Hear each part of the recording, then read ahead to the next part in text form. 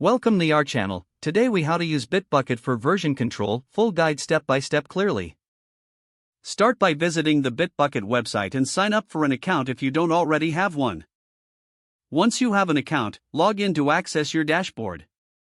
Create a new repository by clicking on the Create Repository button. Fill in the required details such as repository name, access level, and whether it will be a public or private repository. Click Create Repository to finalize this step. Now, you need to clone the repository to your local machine. Copy the repository URL provided on the repository page. Open your terminal or command prompt on your computer. Use the command git clone followed by the URL you just copied to clone the repository locally.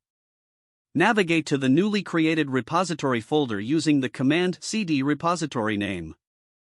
You can start working on your project files now. Once you've made changes, check the status of your repository with the command git status. This will show you which files have been modified or added. Use git add to stage all your changes for commit. If you want to stage specific files, replace the dot with the file names. Next, commit the changes with a descriptive message using the command git commit m your message here. This saves your changes in the local repository. Now it's time to push your changes back to Bitbucket. Use the command git push origin main, assuming your main branch is named main.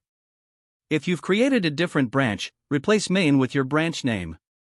If prompted, enter your Bitbucket username and password for authentication. To collaborate with others, you'll want to pull their changes as well. Use the command git pull origin main to fetch and merge any updates from Bitbucket. If you encounter conflicts, Git will notify you, and you'll need to resolve them manually. After resolving conflicts, remember to stage and commit the changes again. Repeat this cycle of modifying, adding, committing, and pushing your changes regularly.